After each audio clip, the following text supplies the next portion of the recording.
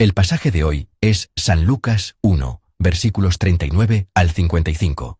Leamos juntos. En aquellos días, levantándose María, fue deprisa a la montaña, a una ciudad de Judá, y entró en casa de Zacarías, y saludó a Elisabet. Y aconteció que cuando oyó Elisabet la salutación de María, la criatura saltó en su vientre, y Elisabet fue llena del Espíritu Santo, y exclamó a gran voz, y dijo: Bendita tú entre las mujeres, y bendito el fruto de tu vientre. ¿Por qué se me concede esto a mí, que la madre de mi Señor venga a mí?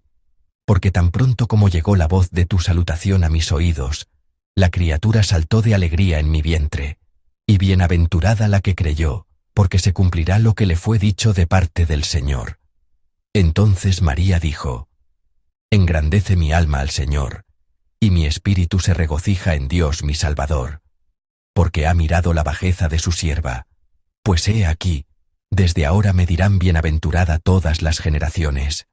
Porque me ha hecho grandes cosas el poderoso, santo es su nombre, y su misericordia es de generación en generación a los que le temen. Hizo proezas con su brazo, esparció a los soberbios en el pensamiento de sus corazones. Quitó de los tronos a los poderosos, y exaltó a los humildes. A los hambrientos colmó de bienes, y a los ricos envió vacíos. Socorrió a Israel su siervo, acordándose de la misericordia de la cual habló a nuestros padres, para con Abraham, y su descendencia para siempre. Amén. Con el título, La alabanza de María, compartiremos la gracia de Dios esta mañana. Desde ayer, estamos meditando en un pasaje especial de Navidad. El pasaje de hoy es la historia de unas mujeres y un niño, aún no nacido, que alaban a Dios después de la Anunciación. La sociedad antigua era una sociedad centrada en los hombres adultos. Esto se debía a que los hombres adultos tenían ventajas en la guerra y eran los principales responsables del trabajo en la industria primaria. Lo mismo ocurría en la época en que se escribió la Biblia. Las familias estaban centradas en los hombres y a menudo solo los nombres de los hombres se incluían en las genealogías. El Evangelio de Mateo, que registra la historia del nacimiento de Jesús, sigue estrictamente esta cultura y tradición. Mateo se enfoca más en José, el esposo legal de María y padre legal de Jesús, que en María, quien concibió a Jesús. Por lo tanto, se concentra en la reacción del hombre, que tenía validez legal. Sin embargo, la perspectiva de Lucas es un poco diferente a la de Mateo. Lucas registra la anunciación que le llegó directamente a María. Y en el pasaje de hoy, registra el encuentro de María con otra mujer, Elisabet. Después de escuchar la anunciación del ángel Gabriel, María va inmediatamente a visitar a Elisabet. Probablemente fue porque el ángel le había dicho que Elisabet estaba en sus 6 meses de embarazo. Habrá pensado que si confirmaba la noticia del embarazo de Elisabet, podría confiar aún más firmemente en las palabras del ángel que le habían sido dadas. En este encuentro, ocurre algo asombroso. Antes de que María pudiera contar su historia, Elisabet y el niño en su vientre ya reaccionan a María y a Jesús en su vientre. Leamos juntos los versículos 40 y 41. Y entró en casa de Zacarías, y saludó a Elisabet, y aconteció que cuando oyó Elisabet la salutación de María, la criatura saltó en su vientre, y Elisabet fue llena del Espíritu Santo. Amén. Cuando María visita a Elisabet, el niño en el vientre de Elisabet es el primero en reaccionar.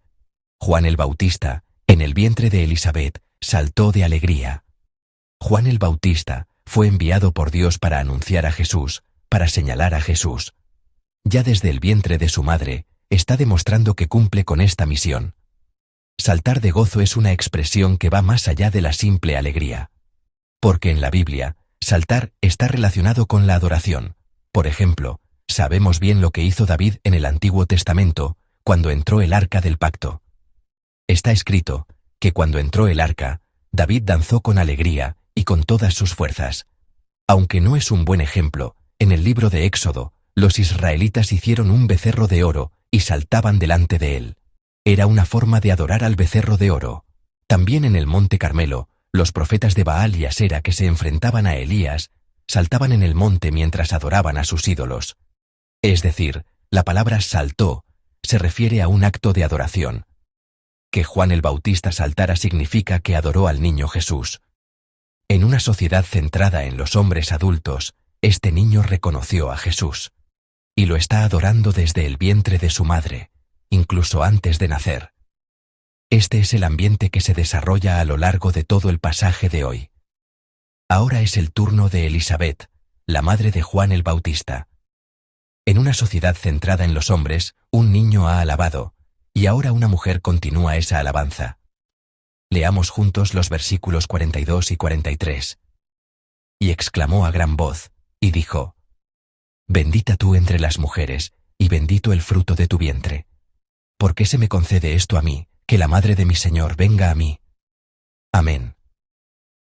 Después de saludar a María, Elisabet fue llena del Espíritu Santo, y con la voz de una mujer, está haciendo una proclamación asombrosa.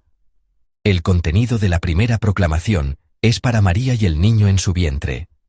Le proclama a María: Bendita tú entre las mujeres. Porque María es la única mujer en la historia que ha llevado en su vientre al Hijo de Dios, el Creador y Señor de la vida. Normalmente, el ser humano está en Dios, pero el único caso en que Dios estuvo dentro de un ser humano ocurrió en María.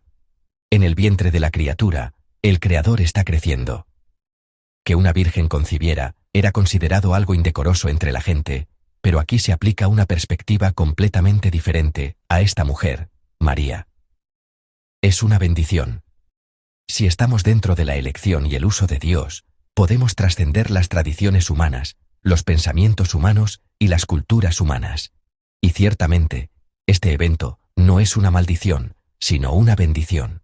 La confesión que sigue de Elisabet es aún más sorprendente.